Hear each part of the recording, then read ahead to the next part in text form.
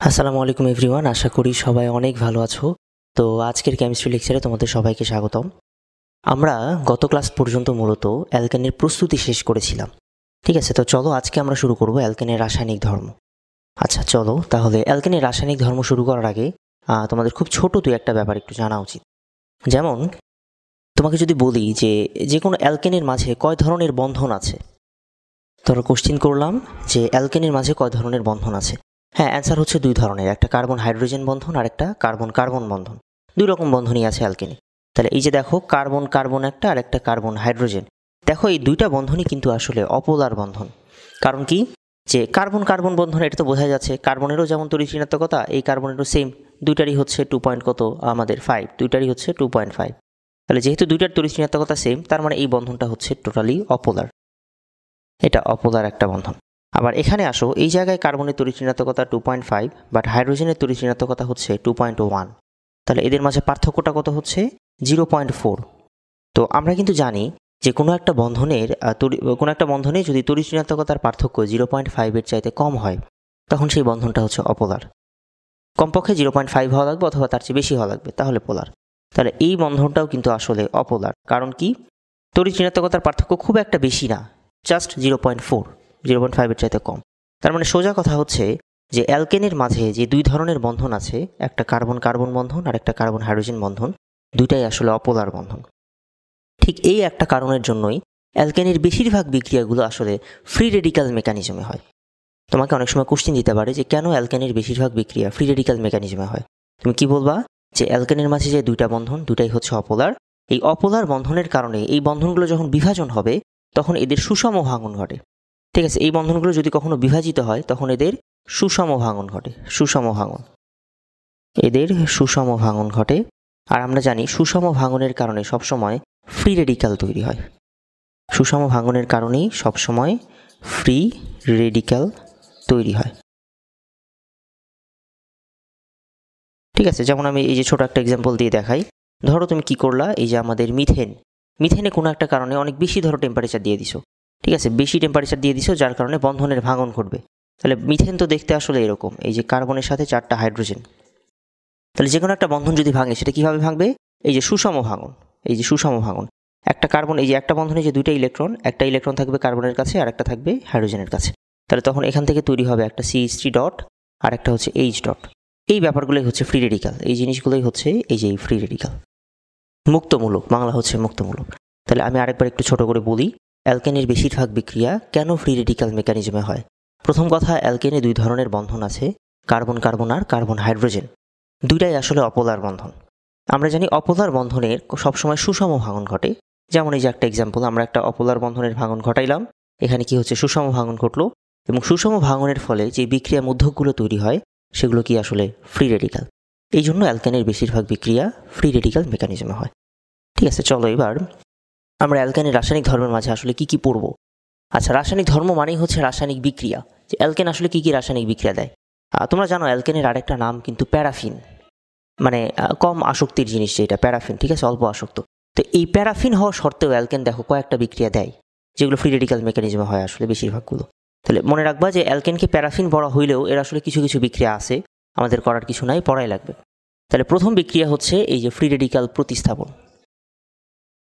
Free radical প্রতিস্থাপন, free radical প্রতিস্থাপন কি, এটা আসলে অ্যালকেনের একটা বৈশিষ্ট্যমূলক বিক্রিয়া। অ্যালকেন সবসময় এই বিক্রিয়াটাই দিতে চায় সবসময়, এটা আসলে অ্যালকেনের একটা বৈশিষ্ট্যমূলক বিক্রিয়া, অ্যালকেনের বৈশিষ্ট্যমূলক বিক্রিয়া। তোমরা জেনে রাখবা যে প্রত্যেকটা গ্রুপ, যেমন বেনজিন বলয়, তারপরে অ্যালকিন, অ্যালকাইন, তারপরে ধরো অ্যালডিহাইড কিটোন, সবারই একটা করে বৈশিষ্ট্যমূলক বিক্রিয়া আছে। যেমন আমি যদি বলি বেনজিন বলয়ের বৈশিষ্ট্যমূলক বিক্রিয়া কি, অ্যান্সার হচ্ছে ইলেকট্রোফিলিক প্রতিস্থাপন। ঠিক আছে, অ্যালকিনের কি, অ্যালকিনের হচ্ছে ইলেকট্রোফিলিক সংযোজন। এগুলো যারা ক্লাস করছো আমার এর আগে, এগুলো তারা হয়তো জানো, যারা লাইভে ক্লাস করছো।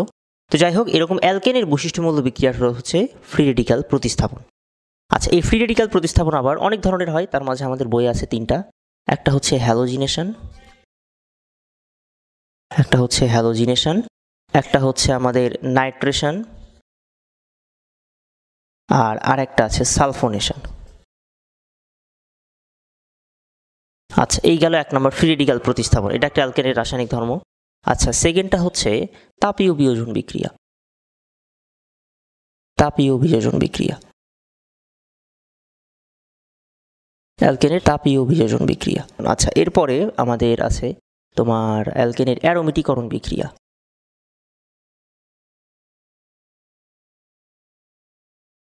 আর তারপরে আছে অ্যালকেনের জারণ বিক্রিয়া। ঠিক আছে, মোটামুটি কয়েকটা জানলেই হয়ে যায় আমাদের অ্যালকেনের বিক্রিয়া আর কি। তো চলো আমরা একটা একটা করে শুরু করব। তো আমি একটু বলে রাখি, যারা আমার এর আগে লাইভ ক্লাস করেছো তারা ফ্রি রেডিক্যাল প্রতিস্থাপনের মাঝে এই যে হ্যালোজিনেশন, এই পার্টটুকু একদম মেকানিজম সহকারে অনেক ভালো করে ডিটেলসে বলে দিছি। তো ভিডিওতে এত ডিটেলসে হয়তো বলবো না, জাস্ট বিক্রিয়াটা বলবো, ছোট করে মেকানিজমটা বলবো, আর মেইন পয়েন্টগুলো বলবো আর কি। ঠিক আছে, একদম খুব ডিটেলসে যে কী হচ্ছে আস্তে ধীরে এত এত ডিটেলস থাকবে না, মানে জাস্ট মেইন পয়েন্টগুলো থাকবে হ্যালোজিনেশনের মাঝে। চলো তাহলে শুরু করি। আচ্ছা, তাহলে চলো আমাদের প্রথম বিক্রিয়া অ্যালকেনের হ্যালোজিনেশন। তো হ্যালোজিন কিন্তু আবার 4 ধরনের, এটা তো জানোই। এটা হচ্ছে ফ্লোরিন, ক্লোরিন, ব্রোমিন আর আয়োডিন। তার মানে হ্যালোজিনেশন এই ব্যাপারটাও আসলে 4 ধরনের। আমরা চাইলে ফ্লোরিন যুক্ত করতে পারি, ক্লোরিন যুক্ত করতে পারি, অথবা ব্রোমিন অথবা আয়োডিন। ঠিক আছে, এটার নাম হচ্ছে ফ্লোরিনেশন, তারপরে ক্লোরিনেশন, ব্রোমিনেশন আর আয়োডিনেশন। আচ্ছা, তাহলে চলো সবার আগে আমরা সহজটা দেখি। ধরো তোমাদের সবচেয়ে জানা হচ্ছে ক্লোরিনেশন, ক্লোরিন যুক্ত করা বা ক্লোরিনেশন। চলো আমরা মিথেনে ক্লোরিন যুক্ত করব। তাহলে তোমরা এই বিক্রিয়াটা অনেকবার পড়ে আসছো যে সূর্যের আলোর উপস্থিতিতে এই যে মিথেন গ্যাস আর ক্লোরিন গ্যাস, এই দুটাকে যদি এক জায়গায় নেওয়া হয়, সূর্যের আলোর উপস্থিতিতে যদি নেওয়া হয়, তখন এখান থেকে কি তৈরি হয়? হ্যাঁ, CH3Cl আর তার সাথে HCl। তোমরা এর আগে অনেকবার পড়ে আসছো এটা, অনেকবার। এই যে আমাদের দেখো মিথেনে যে কি হচ্ছে, কার্বনের সাথে 4টা হাইড্রোজেন আছে, তাই তো? আর ক্লোরিন তো হচ্ছে দেখতে এরকম। তো আসলে কি হয় যে আমাদের এই যে একটা হাইড্রোজেন, এই হাইড্রোজেনটা একটা ক্লোরোমূলক দ্বারা প্রতিস্থাপিত হয়। একটা হাইড্রোজেন একটা ক্লোরোমূলক দ্বারা প্রতিস্থাপিত হয়ে গেছে, আর এই হাইড্রোজেনটা গিয়ে অন্য ক্লোরিনের সাথে যুক্ত হয়। জাস্ট সহজভাবে এমনি মনে রাখতে পারো। আচ্ছা, এখন আসো যে ছোট করে বলবো এটার মেকানিজম, এটা কিভাবে হয় আসলে, এটার মেকানিজম। আচ্ছা, মেকানিজম শুরু করার আগে একটা ইম্পর্টেন্ট কথা, তোমরা আসলে এই বিক্রিয়াটা যখন দেখছো, দেখে আসছো এটা 4টা স্টেপে হয়, বা এই বিক্রিয়াটা আসলে মানে সবসময় 4টা স্টেপে লেখে। কেন এটা করে? আচ্ছা, মনে রাখবা, যদি এই বিক্রিয়ায় তুমি মিথেনকে অতিরিক্ত পরিমাণ নাও, খুব বেশি পরিমাণে মিথেন নিয়ে নিছো, তখন এই বিক্রিয়াটা এক স্টেপেই থেমে যাবে। যেমন আমরা এখানে কিন্তু এক স্টেপ বিক্রিয়া লিখছি, তার মানে আমরা আসলে কাকে অতিরিক্ত নিছি? হ্যাঁ, মিথেনকে অতিরিক্ত পরিমাণ নিছি আমরা। মিথেন যদি অতিরিক্ত পরিমাণ নাও, তাহলে বিক্রিয়া এক স্টেপে শেষ। আর যদি এরকম হয় না, ক্লোরিন অনেক বেশি পরিমাণ আছে, মিথেনের চাইতে ক্লোরিনে অতিরিক্ত পরিমাণ আছে, তখন কি হবে? হ্যাঁ, তখন আমাদের এই বিক্রিয়াটা এখানে থামবে না। দেখো, এই বিক্রিয়াটা হওয়ার পরে এখনও কিন্তু ক্লোরিন অবশিষ্ট আছে, যেহেতু এটা অতিরিক্ত ছিল, তার মানে কি এটা এখন অবশিষ্ট আছে। তাহলে ক্লোরিন যদি আমরা অতিরিক্ত নেই,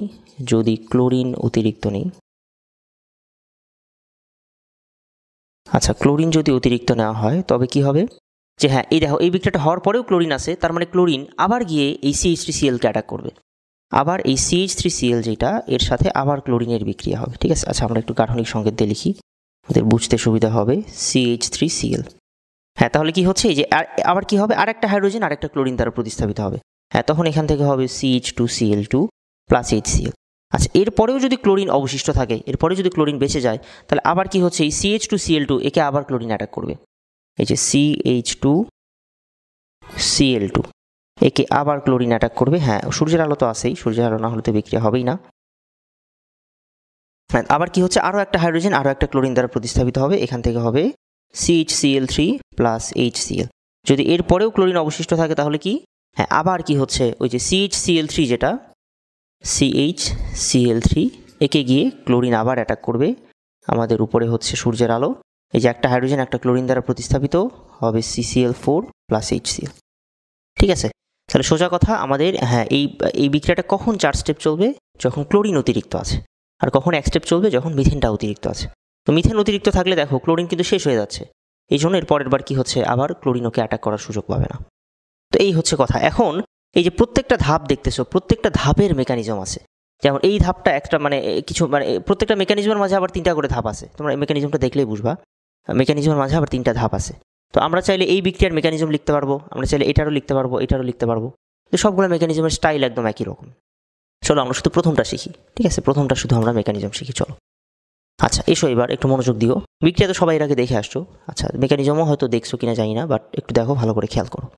আসো, মেকানিজমের মাঝে 3টা ধাপ আছে। প্রথম ধাপের নাম হচ্ছে ইনিশিয়েশন। সেকেন্ড ধাপটার নাম হচ্ছে প্রোপাগেশন, আর থার্ড যে স্টেপ এটার নাম হচ্ছে তোমার টার্মিনেশন। থার্ড স্টেপটা আমি এখানে লিখলাম, থার্ড স্টেপটা হচ্ছে টার্মিনেশন। তাহলে প্রথম ধাপটা হচ্ছে ইনিশিয়েশন, সেকেন্ডটা হচ্ছে প্রোপাগেশন, আর থার্ডটা হচ্ছে টার্মিনেশন। আচ্ছা কি হয় দেখো, সবার আগে আমরা যে এই বিক্রিয়ার মেকানিজম লিখতেছি, ঠিক আছে, এটা আমাদের এখন বেসিক রিয়াকশন। আচ্ছা দেখো প্রথমে কি হয়, সূর্যের আলো এসে এই ক্লোরিন যে বন্ধন এটাকে ভেঙে দেয়। প্রথম ধাপে কি হয়, এই যে ক্লোরিন যে বন্ধন এখানে সেই যে সূর্যের আলো অ্যাটাক করে। সূর্যের আলো তো একটা শক্তি, সূর্যের আলো ফোটন মানে শক্তি। তো এই শক্তি যখন দেওয়া হয় তার মানে কি বন্ধন ভেঙে যায়। সবসময় শক্তি দিলে বন্ধন ভাঙে। তাহলে এই শক্তি এসে কি করে, এই যে ক্লোরিন বন্ধন এটাকে সুষমভাবে বিভাজিত করে দেয়। এইচ নিউ শক্তি, হ্যাঁ, এটাকে একদম সুষমভাবে ভেঙে ফেলে। তাহলে একটা হইল Cl ডট আর একটা হবে Cl ডট, দুইটা ক্লোরিনের মুক্তমূলক তৈরি হলো। আচ্ছা প্রোপাগেশন ধাপে কি হয় দেখো, এখন এই যে যেই Cl ডট বা যেই মুক্তমূলকগুলো তৈরি হলো এগুলো এখন পুরো পাত্রের মাঝে ছোটাছুটি করতেছে। যে কারণ কি, তারা আনস্টেবল হয়ে গেছে, কিন্তু তারা এখন স্ট্যাবিলিটি খুঁজতেছে যে কোথায় আমি ইলেকট্রন পাবো। তো দেখো দ্রবণের মাঝে বা পাত্রের মাঝে আছে আর কি, ক্লোরিন তো শেষ, ক্লোরিনকে তো এসে তো অ্যাটাক করছে, আছে আর কে, মিথেন। হ্যাঁ, এটা এখন ছোটাছুটি করতে করতে মিথেনের যে একটা কার্বন হাইড্রোজেন বন্ধন এখানে আবার এসে অ্যাটাক করে। তাহলে প্রোপাগেশন স্টেপের ফার্স্টেই কি হয়, এই যে একটা Cl ডট এটা কি করে, এই মিথেনের কার্বন হাইড্রোজেন বন্ধন এটাকে এসে আবার অ্যাটাক করে, কারণ ওর তো নিজের স্ট্যাবিলিটি পাওয়া লাগবে। এটার আবার কি হয়, সুষম ভাঙন। তাহলে দেখো এটা যদি সুষম ভাঙন হয় তুমি কি পাবা, একটা পাবা CH3 ডট আর একটা পাবা H ডট। যে H ডটটা তৈরি হলো ওটা এই Cl এর সাথে মিলে যায়, বুঝতে পারছো? তাহলে ক্লোরিন এসে কি করলো, এই বন্ধনে সুষম ভাঙন করলো CH3 ডট আর H ডট, আবার H আর Cl মিলে কি হইলো, একটা HCl। হ্যাঁ, এই যে এইবার কিন্তু ক্লোরিন স্টেবল।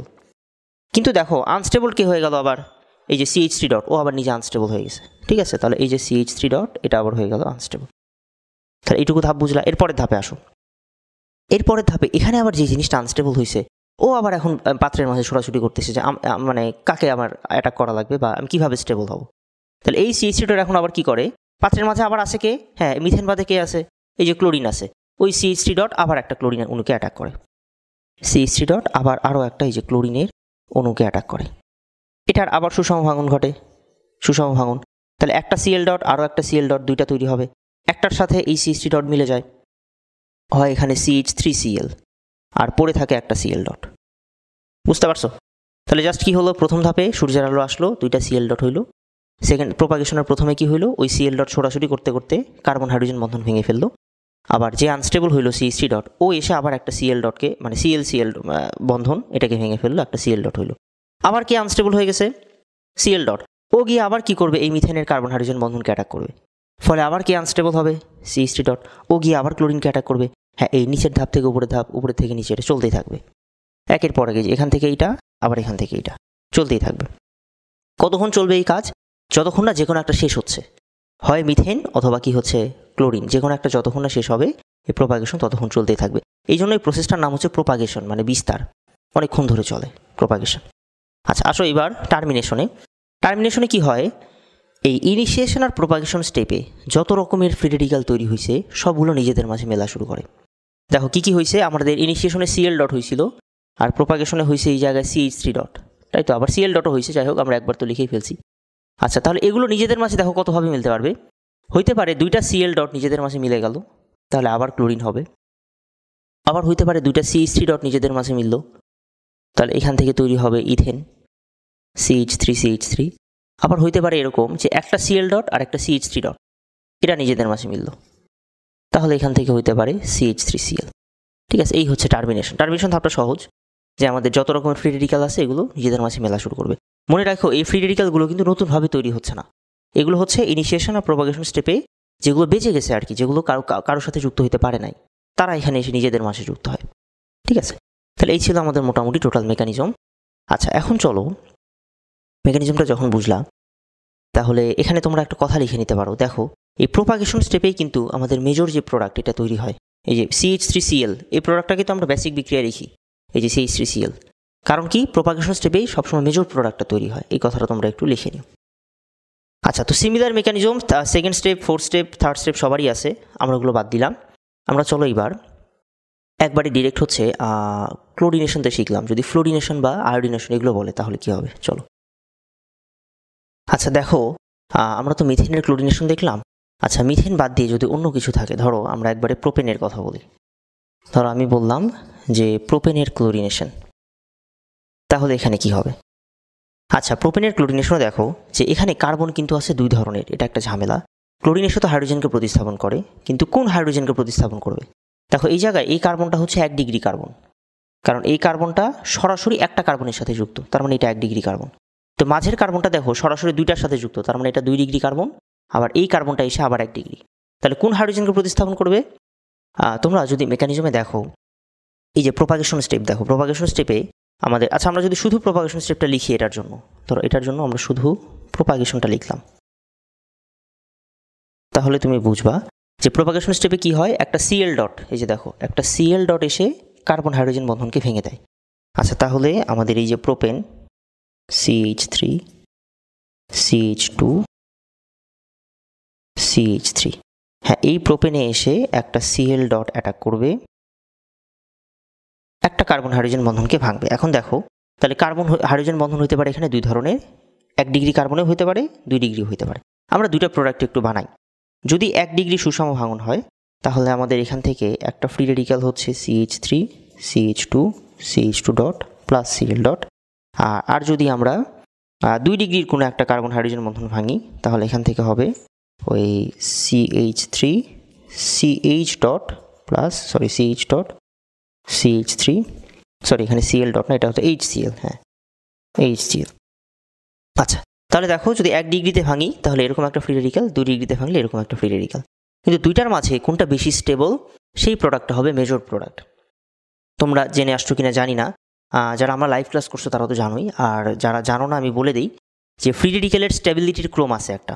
ফ্রি রেডিক্যালের স্টেবিলিটির ক্রম হচ্ছে সবসময় 3 ডিগ্রি, তারপরে 2 ডিগ্রি, তারপরে 1 ডিগ্রি, তারপরে মিথাইল ফ্রি রেডিক্যাল। এটা সব সময় মনে রাখা লাগবে। এটা কেন হয় আমি আর বলবো না, তোমরা বই একটু দেখে নিও, যারা আগে ক্লাস করো নাই তারা একটু দেখে নিও যে আসলে হ্যাঁ সব সময় ফ্রি রেডিক্যাল স্টেবিলিটি ক্রম হচ্ছে 3 ডিগ্রি, 2 ডিগ্রি, 1 ডিগ্রি, তারপরে মিথাইল। দেখো এই দুইটার মাঝে নিচের ফ্রি রেডিক্যালটা হচ্ছে 2 ডিগ্রি, কারণ কি এই যে যেই কার্বনের ডট আছে সেটা সরাসরি দুইটার সাথে যুক্ত, তার মানে এটা হচ্ছে 2 ডিগ্রি ফ্রি রেডিক্যাল, আর এটা হচ্ছে 1 ডিগ্রি ফ্রি রেডিক্যাল। তাহলে অবভিয়াসলি নিচেরটা বেশি স্টেবল, এই জন্য এটা হবে কি এখানে, এটা খুব বেশি পরিমাণে তৈরি হবে, এটা হবে এই জায়গায় মেজর। এর পরের ধাপে দেখো কি হয়, জাস্ট এই যে আমাদের যেই কার্বনের ডট থাকে, দেখো যেই কার্বনের ডট থাকে ওখানে একটা ক্লোরিন চলে আসে। তার মানে আমাদের মেইন প্রোডাক্টটা কিন্তু এটাই হবে যে আমাদের এই যে মেজর যে ফ্রি রেডিক্যাল ওই কার্বনের ডট আছে ওখানে এসে একটা সিএল মিলে যাবে, একটা ক্লোরিন হবে। এই জন্য আমাদের এই যে আমাদের বেসিক বিক্রিয়া যদি লিখি, উপরে লিখলাম H নিউ, তাহলে বেসিক বিক্রিয়ায় এইটা হবে মেজর প্রোডাক্ট CH3 CH, ওই যে কার্বনের ডট ওখানে এসে একটা সিএল মিলবে, তারপরে CH3, এটা হবে মেজর প্রোডাক্ট। আর উপরে যে ফ্রি রেডিক্যালটা হয়েছিল 1 ডিগ্রি, ওখানে ওই কার্বনের সাথে যদি তুমি সিএল লাগাও তাহলে ওটা হয়ে যাবে মাইনর প্রোডাক্ট CH2 CL, ঠিক আছে, এই মেজর মাইনর। আর সাথে তো আমাদের HCl আছেই সাইড প্রোডাক্ট হিসেবে HCl, ঠিক আছে।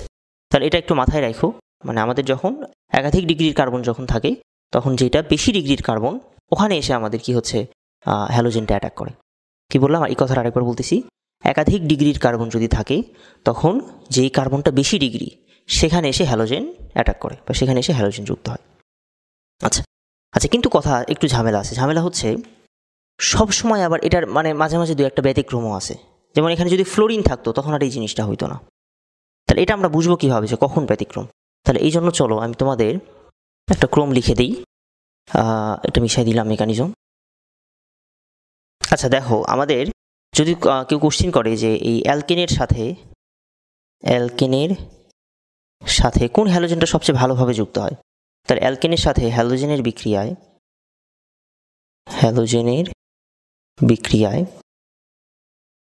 হ্যালোজেনের সক্রিয়তার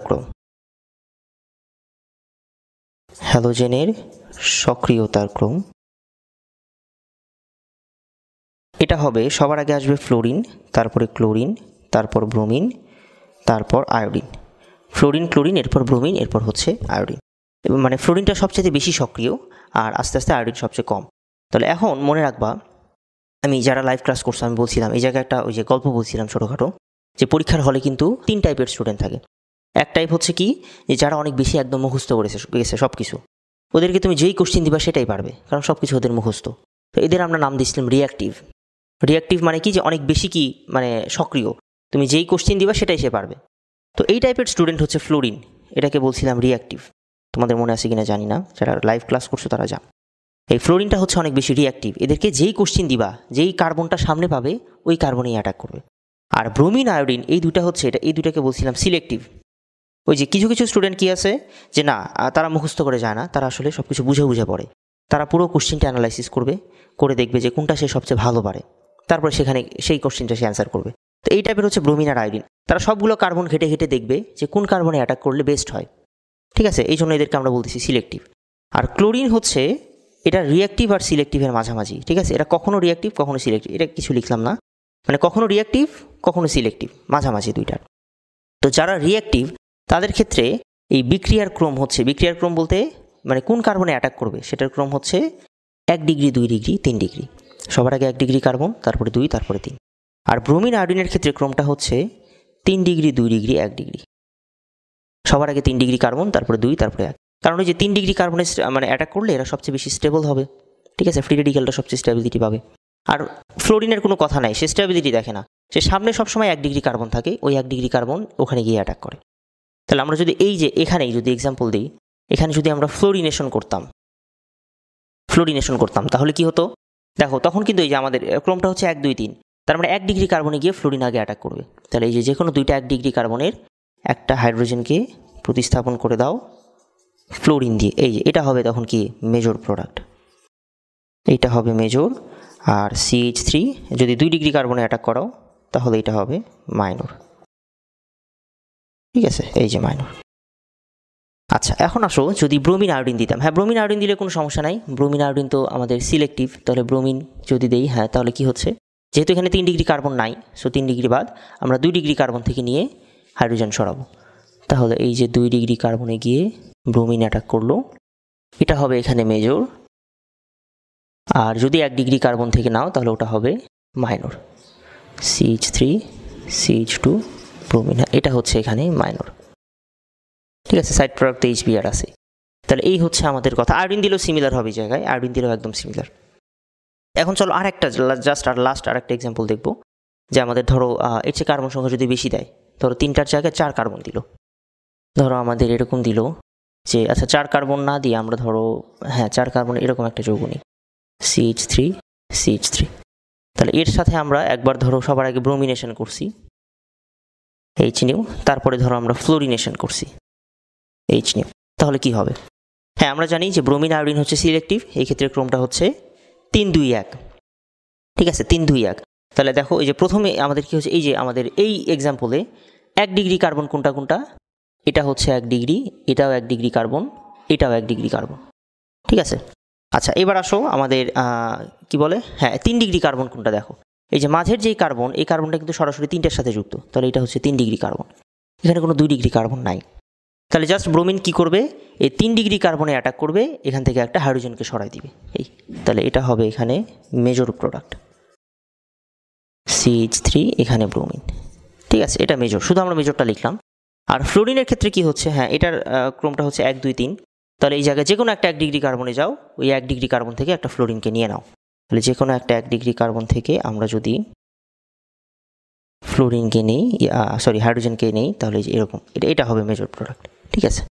আচ্ছা এখন আসো যদি ক্লোরিনেশন করি, এটাই হচ্ছে মূল ঝামেলা। ঝামেলাটা আসলে এই জায়গাতেই, যদি আমরা ক্লোরিনেশন করি এই জায়গায়, তাহলে ব্রোমিনের আর ফ্লোরিনের তো কোনো ঝামেলা নাই, ক্রমটা নির্দিষ্ট, হয় 1 2 3 নাহলে 3 2 1। বাট ক্লোরিন তো মাঝে মাঝে রিঅ্যাক্টিভ, মাঝে মাঝে সিলেক্টিভ। তো এই জন্য এই ক্লোরিনের জন্য আমাদের একটা রেশিও মাথায় রাখতে হবে, একটা সিলেক্টিভিটি রেশিও বলো এটাকে, এই সিলেক্টিভিটি রেশিও মাথায় রাখতে হবে। এটা কি জিনিস বলতেছি দেখো, সিলেক্টিভিটি রেশিও, এটা মাথায় রাখতে হবে। আচ্ছা এটা কি, সিলেক্টিভিটি রেশিওটা এরকম, ক্লোরিনের জন্য যদি হয় 1 ডিগ্রি কার্বন, তখন এটা রেশিও হচ্ছে 1। ক্লোরিনের জন্য 1 ডিগ্রি কার্বনের রেশিও হচ্ছে 1, 2 ডিগ্রিতে হচ্ছে 3.8, আর 3 ডিগ্রিতে হচ্ছে 5। তোমরা আগে এটা লিখে নাও, একটু পরে বুঝবা যে আসলে এটা কী জিনিস। তো এটাকে একটু লিখে নাও যে ক্লোরিনের সিলেক্টিভিটি রেশিও 1 ডিগ্রি 2 ডিগ্রি আর 3 ডিগ্রি, এটাতে হচ্ছে 1 3.8 আর হচ্ছে 5। আচ্ছা লিখছো এটা। তাহলে এবার আসো আমরা এই জায়গায় ক্লোরিনেশন করব। দেখো এই যে এই রেশিওগুলো আসলে কি কাজ করে, আমরা এই যে এখন একটা অঙ্ক করব, এটা হলেই বুঝবা। দেখো, আচ্ছা তাহলে দেখো এবার যে আমরা যদি এই জায়গায় এই যে সিলেক্টিভিটি রেশিওটা ইউজ করে কীভাবে এটা একটু দেখি। সবার আগে আমরা অঙ্কটা কি হবে, যে আমরা আসলে বের করতে চাচ্ছি যে এই জায়গায় ক্লোরিনটা আসলে সিলেক্টিভ হবে না রিঅ্যাক্টিভ হবে, মানে সে কি আসলে 3 ডিগ্রি প্রোডাক্ট বানাবে নাকি 1 ডিগ্রি প্রোডাক্ট বানাবে, এটা আমরা বের করতে চাচ্ছি। ঠিক আছে, আমরা আসলে দুইটার পার্সেন্টেজ করব, 3 ডিগ্রির একটা পার্সেন্টেজ বের করব, আবার 1 ডিগ্রির আরেকটা পার্সেন্টেজ বের করব। এই পার্সেন্টেজটা বের করার স্টাইল দেখো। সবার আগে আমরা লিখব যে 1 ডিগ্রি কার্বনের অনুপাত, 1 ডিগ্রি কার্বনের অনুপাত। আচ্ছা 1 ডিগ্রি কার্বনের অনুপাত আসলে কি হবে, এটা ইকুয়াল টু 1 ডিগ্রি কার্বনে হাইড্রোজেন সংখ্যা গুণন হচ্ছে ওই 1 ডিগ্রি কার্বনের সিলেক্টিভিটি রেশিও, SR লিখলাম, সিলেক্টিভিটি রেশিও।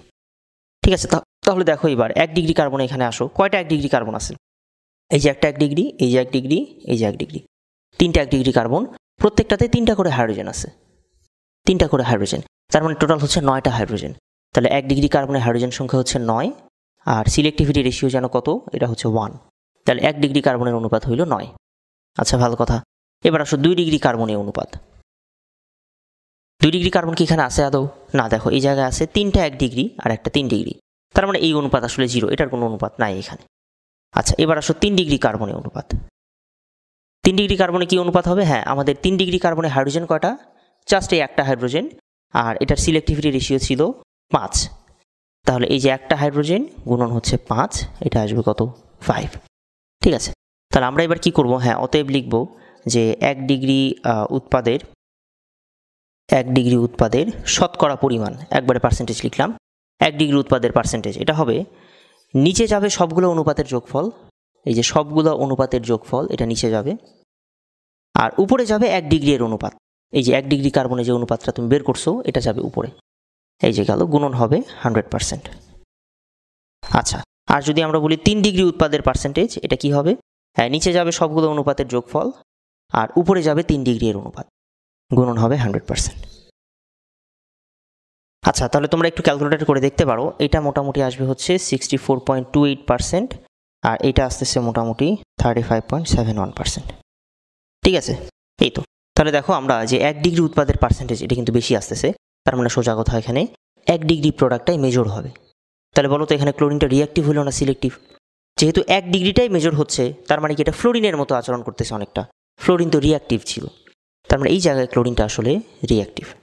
আচ্ছা তাহলে আসো আমরা এই যে প্রোডাক্টটা লিখি, তাহলে 1 ডিগ্রি প্রোডাক্ট, তাহলে যে কোনো একটা 1 ডিগ্রি কার্বন থেকে আমরা যদি হাইড্রোজেন সরাই দিই, যে কোনো একটা 1 ডিগ্রি কার্বন থেকে যদি আমরা হাইড্রোজেন সরাই দিই, এখানে CH ছিল, এই যে হাইড্রোজেন সরাই দিয়ে ওখানে ক্লোরিন বসাই দিলাম, আর তার সাথে H, আচ্ছা আমরা তো শুধু মেজর প্রোডাক্টটা লিখতেছি তাই তো, হ্যাঁ তাহলে এটা হবে মেজর, এবং কত পার্সেন্ট আমরা সেটাও বের করছি যে 64.28%। তাহলে তোমরা অনেকে এখানে কোশ্চিন করো যে ভাই তাহলে এই যে সিলেক্টিভিটি রেশিও, এই সংখ্যাগুলো আসলে কি মিন করে। আসলে এই সংখ্যাগুলো সায়েন্টিস্টদের দেওয়া এমন একটা সংখ্যা যেটা ইউজ করে তুমি যে ক্লোরিনের যেই আমাদের মানে ক্লোরিনটা সিলেক্টিভ না রিঅ্যাক্টিভ এটা পার্সেন্টেজ তুমি বের করতে পারবা। এটা জাস্ট হচ্ছে এক্সপেরিমেন্ট করে বের করা কিছু সংখ্যা, এই সংখ্যাগুলো ইউজ করে তুমি আসলে এই যে ক্লোরিনের মানে অ্যাটাকের প্রকৃতিটা বের করতে পারবা, যে এটা সিলেক্টিভভাবে অ্যাটাক করতেছে না রিঅ্যাক্টিভ। ঠিক আছে, আচ্ছা তাহলে এই ছিল মোটামুটি আমাদের হ্যালোজিনেশন। তোমরা একটু দেখো, বাড়িতে প্র্যাকটিস করো, বই দেখতে পারো সবাই, বইয়ে হচ্ছে হয়তো এত ডিটেলসে দেখা নাই, কিন্তু বইয়ের সাথে মিলাইলে আবার আমার লেকচারটা মিলাইলে ঠিক করে হয়ে যাবে সব কিছু, সমস্যা নেই। চলো এবার আমরা নাইট্রেশন আর সালফোনেশন দেখব।